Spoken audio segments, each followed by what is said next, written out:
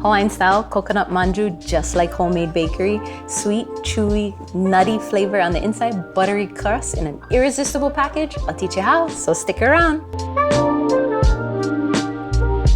Aloha mai kako, my name is Relle and welcome to my kitchen where I like to share all my favorite Hawaiian and local recipes. And today we'll be making coconut manju. Now, you might say manju, that's Japanese. You're right, it is. But here in Hawaii, we have a special way that we make it that's a little bit different. So normally manju is like a steamed Japanese like confectionery like dessert.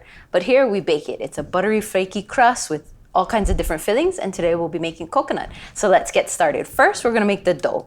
A stand mixer is your best friend. Do you have to use it? No, you can totally mix it by hand, all good. So into the stand mixer, we're gonna start with some all-purpose flour, a little bit of granulated sugar. Now the full recipe instructions and ingredients are listed in the description box below, and I have a full blog post. You can check it out and read more upon it if you'd like. And then some salt. So we're just gonna get that mixed up. So the paddle attachment is perfectly fine for this. You're just gonna get it just incorporated like that. And then unsalted butter. We added salt already. If you don't have unsalted butter and you only have salted, then just omit the salt that we just put in earlier. Now, butter, you want it to be as cold as possible because the buttery, flaky chunks that go in it is what help keep it light and fluffy. I'm just kind of cutting it down a little bit just so that it's a little bit less work on the machine. So butter goes in, and I probably could use a cutting board, but no, that just makes more dishes. And who wants to wash dishes? I do have a dishwasher that was fixed. Finally. If you missed it, I was out of a dishwasher for a while. But I didn't grow up with a dishwasher, so it didn't bother me at first. And then I was like, you know, it would be really nice. So manju, I have a sweet potato. That's one of my favorite flavors on the blog, and you can check out that one. I'll link it in the description box below or in the card here. And I'll probably make a few other ones if you'd like. What's your favorite flavor? Let me know so I can get that one up for you to see. Alrighty, butter. Cut super rough. Don't even worry about it. And then be careful because it might go all over the place. So the other thing is, if you do not have one of these, you could also use a fork, or what I like to use is one of these pastry cutters. They look like this. I'll link the one I have in the description box below if you want to get that one. I'll link the KitchenAid as well. But basically, it just chops the butter. And you want to get it to be like wet sand consistency, like a crumbly. That means the butter got evenly incorporated into the flour. It's a little bit of an arm workout, and then the butter always gets chunked up like this, so I just take the knife and kind of just knock it down. I'll come back and I'll show you what it looks like when it's ready to go. All right, after a little bit of elbow grease and some effort, it looks like this. So it's a powdery, crumbly, like start of a dough. And that's what it should look like. So then we'll put it back to the stand mixer. And then we're gonna add the wet ingredients in. So a little bit of milk, some egg yolks, just the yolks. And it'll be a sticky dough, and that's how it's supposed to be. So you'll just let it go until it like comes together, and you'll see real soon. It doesn't take much. Yep. So that's pretty much it. We'll scrape it down. We'll give it one more mix just to make sure everything is well incorporated. But it is sticky, trust me. This is what it's supposed to look like, so don't worry too much. It's gonna go in the fridge anyway, so give it one more go. Cool. All right, that's what this looks like. So this is the base of the super buttery crust. Try to save as much of it as you can. So I don't know if you can tell, but under my bowl right here, I have a plastic wrap down, and I'll show you why.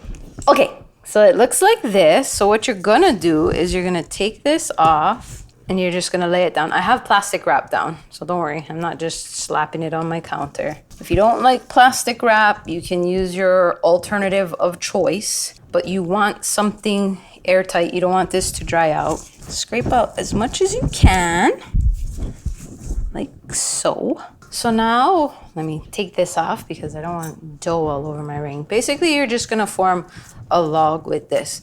You're gonna try and compact it as best you can because when it comes time to cutting it, it just makes it a lot easier. So we're kind of just doing a log, but basically, this makes it easier. I like to do it like this. If you wanna just make one big piece and put it in a circle, up to you, but I'll show you why this makes it so much easier because when it comes time, we'll just trim it. So you get your log formed up like this, and then all you're gonna do is take that plastic wrap that you have laying down like this, and you're gonna cover it like this, and then cover it on this side. And basically you just wanna make sure no air goes in.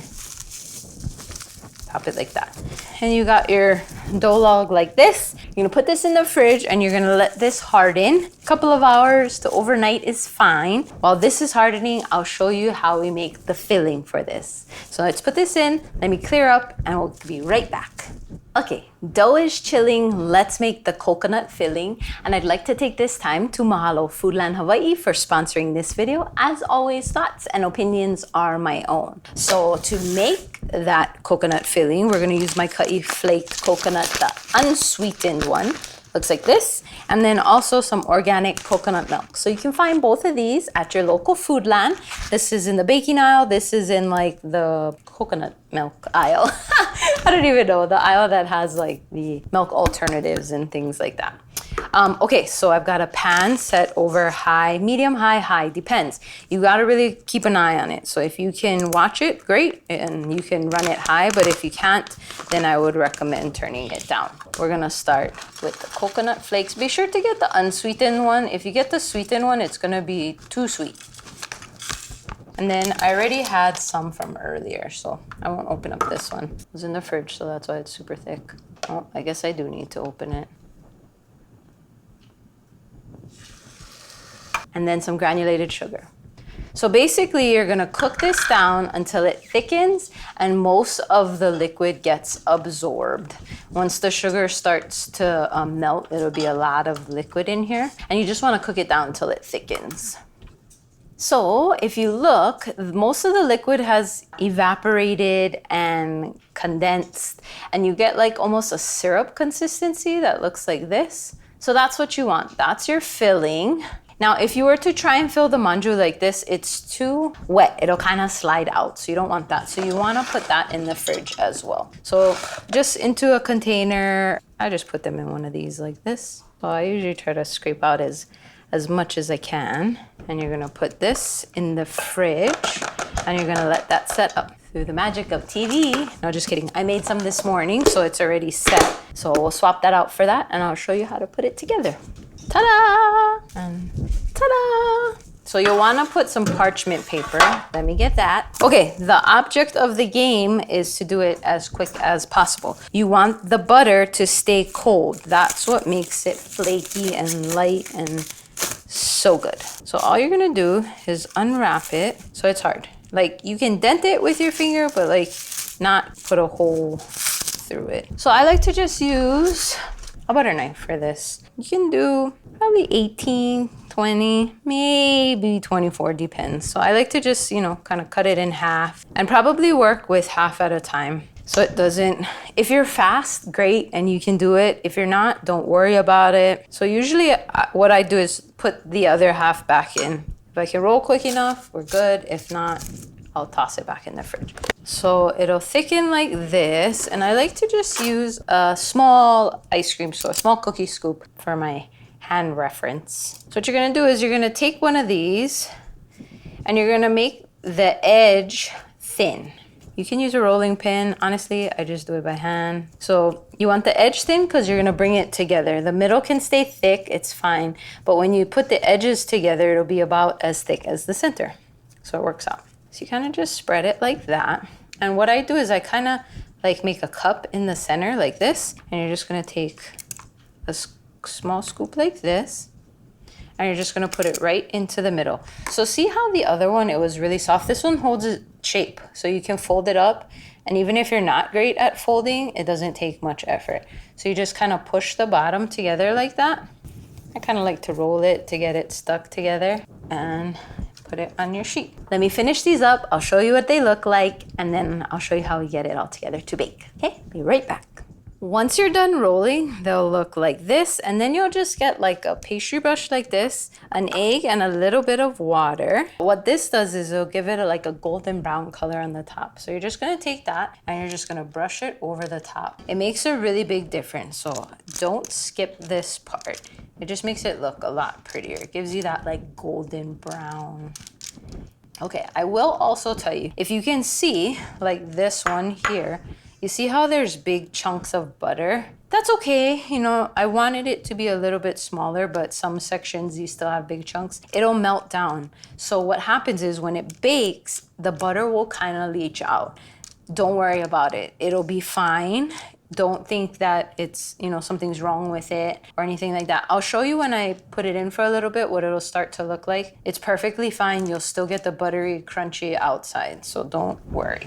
It'll look like this. So we have the oven preheated to 350 degrees. It'll take 20-25 minutes to be golden brown. Put it in, I'll show you what it looks like when we're done. All right, they're done. Let me get them. And you remember how I said the butter would ooze out? You can kind of see that's some of the sugar that crystallized from coming out. So to prevent it from getting like soggy from the extra butter in here, what I do is I just take it out and put it on like a cooling rack. And you can just break off these extra sugar pieces. This is just some of that crystallized coconut and sugar coming out. Break it off. Nobody wants that. And that's okay if some of it oozes out. That's just from the folding. You didn't close it up all the way.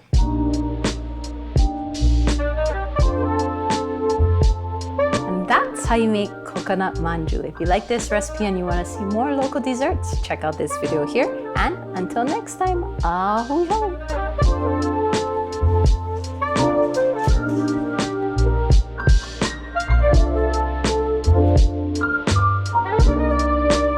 Thank you for watching my mommy's video.